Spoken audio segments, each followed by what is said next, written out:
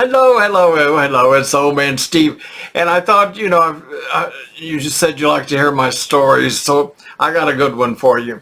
In fact, I'm going to do a series of these stories. I told you if you follow me, I lived in New York in the 60s, the 1960s, as a young man.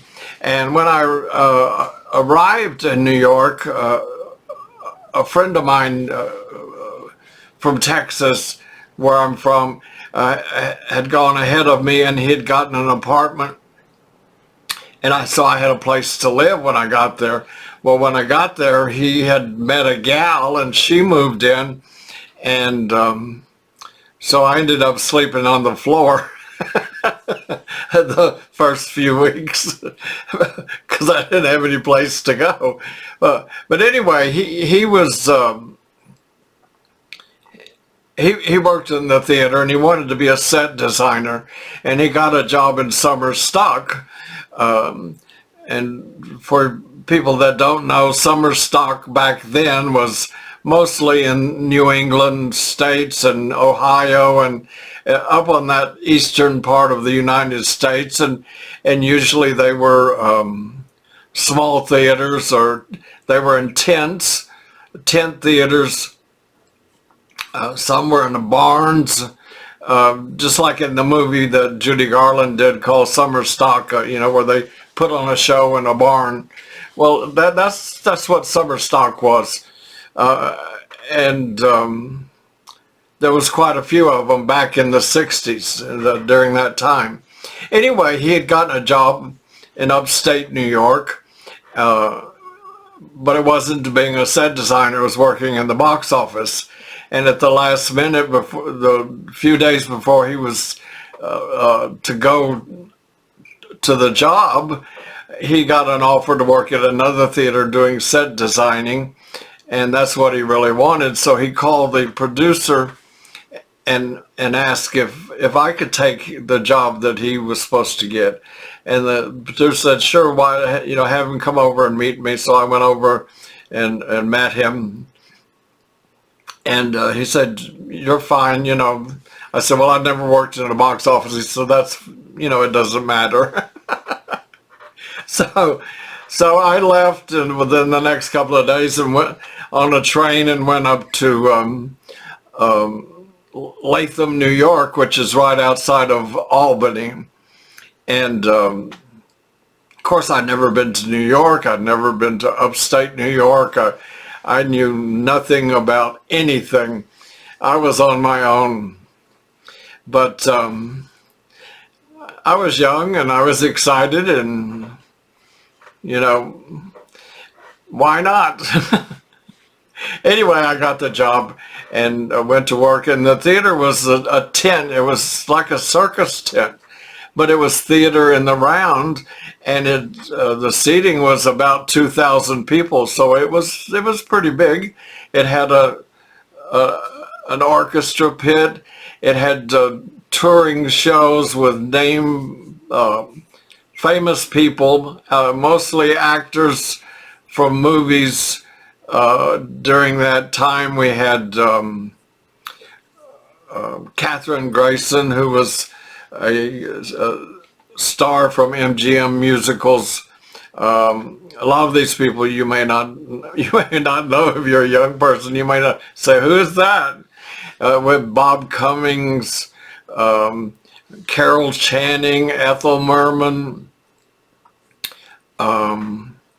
all kinds of Tab Hunter, all kinds of famous Martha Ray, people that were well known in the movies or in theater. Well, they did summer stock. A lot of people don't realize that, but they did. That was just the thing that people did back then.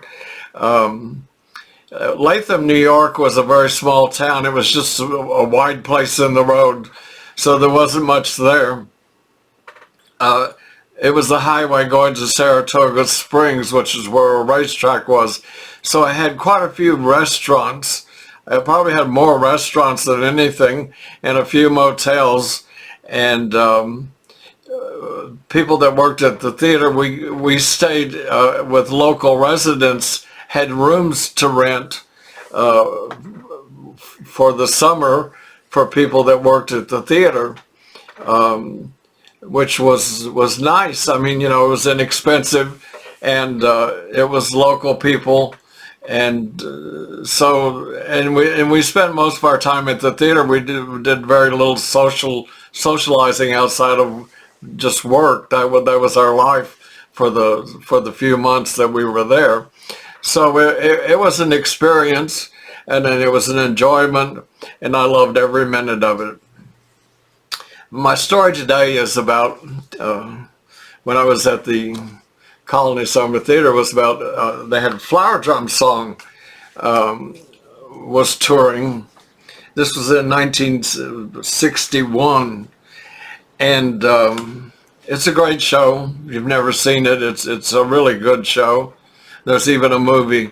They made a movie of it. But somebody in the cast knew somebody that was in another show called the Jewel Box Revue. Well, the Jewel Box Revue was at that time, a famous female impersonator show. Drag, they did drag. And that, of course, back then, that was not that common. I mean, there was no RuPaul back then. It was before his time, I guess. Anyway, they were performing at a I don't even know what it's called, a senior camp, summer camp place near, not too close to us, but it was about a 30-minute drive, I think.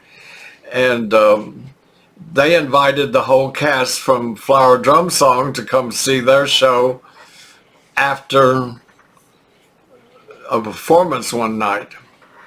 They were going to do a special performance because they didn't, well, they just were. And so a bunch of, not everybody from the show went, but a bunch of us did. We went in 2 or 3 cars, as I remember, and we drove to this place in the dead of night.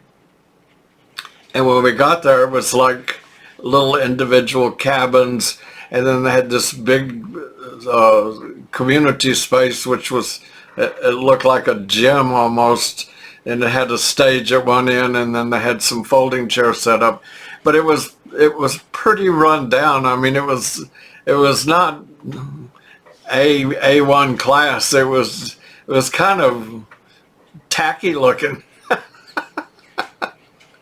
but anyway, we were the only ones there, and I think the camp had already closed for the summer. This was like their last night or something. I don't remember.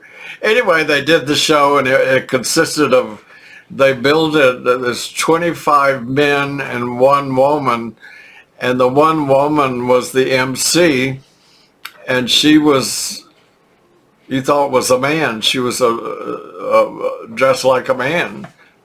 I mean, you thought it was a man. You didn't know who the 1 woman was, and then the rest of the cast were all drag queens. So.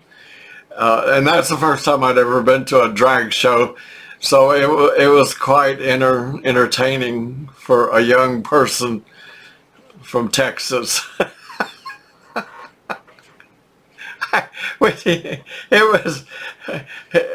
lot of it to me at the time was shocking because I had never seen a drag show. But anyway, that was quite an experience. The camp was like something out of a movie. You know, like at one time in its day, it must have been quite nice, but it was pretty run down. It needed HGTV to come in and do an extreme makeover. So anyway, that was different, to say the least.